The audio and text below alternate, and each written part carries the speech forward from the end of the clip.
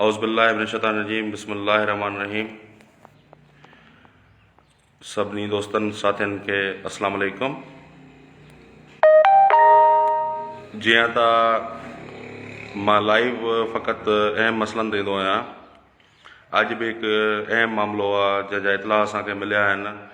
इन हवाले सां मां लाइव आयो आहियां। कैप्शन में ॾिनल आहे। साथियो,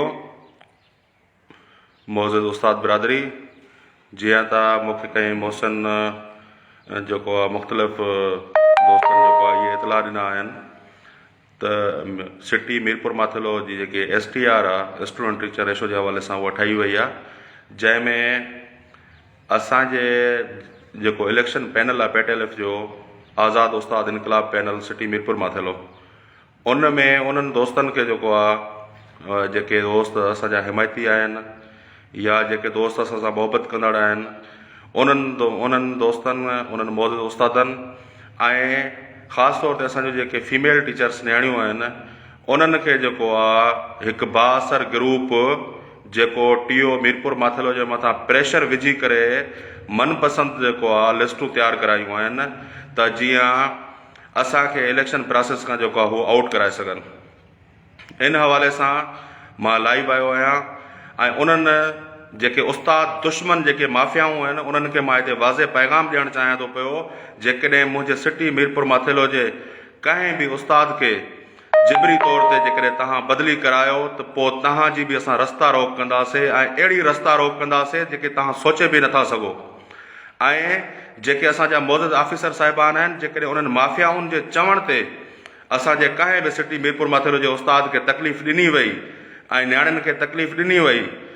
त असां उनजो अहिड़ो रद्द अमल ॾींदासीं परअमन तरीक़े सां जेको हिकिड़ो तारीख़ में लिखियो वेंदो। असां एतिरा कमज़ोर न आहियूं, मता कंहिंखे दिमाग़ में भुल हुजे त असां कमज़ोर आहियूं ऐं तव्हांजे इन्हनि हथकंडनि ते जेको आहे ख़ामोश रहंदासीं। असां कॾहिं बि ख़ामोश कोन रहंदासीं, बाक़ाइदा तव्हांखे अहिड़ो जवाबु ॾींदासीं, अहिड़ो जवाबु ॾींदासीं जो पूरी दुनिया ॾिसंदी। जेको आहे मां सोशल मीडिया जे तवसुस सां फ़ौरन लाइव अचण जो मुंहिंजो मक़सदु इहो आहे। मां मोअज़्ज़िज़ तालका एजुकेशन ऑफिसर प्राइमरी उनखे बि मां हिते गुज़ारिश कयां थो पियो, साईं तव्हांजो किरदारु तमामु बहितरीनु रहियो आहे, तव्हां हमेशह असां सां कोऑपरेटिव रहिया आहियो ऐं तव्हां उस्ताद दुश्मनी नथा करे सघो, पर जेके ज़रियनि वटां इतला मिलियो आहे तव्हांखे बि मां इहा गुज़ारिश कयां थो पियो त महिरबानी करे उन्हनि माफ़ियाउनि जे चवण ते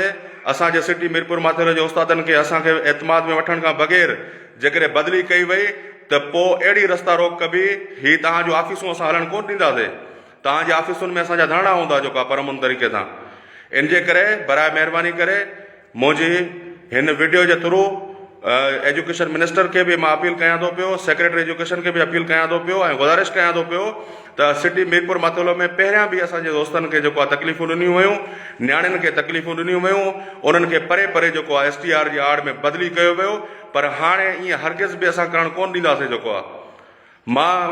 अॼु उन माफ़ियाउनि खे इहो वाज़े पैगाम ॾियां थो पियो, जेके तव्हां राति जे टाइम ऑफिसुनि जा ताला खोले जेको आहे TO खे यरगुमाल बणाए लिस्टूं ठाहियो था पिया, मां तव्हांजी अहिड़ी रस्ता रोक कंदुमि, तव्हांजा मां अहिड़ा पोल पधरा कंदुमि जो तव्हां पूरी ज़िंदगी यादि रखंदव त तव्हांजो कंहिं सां पालो पियो आहे।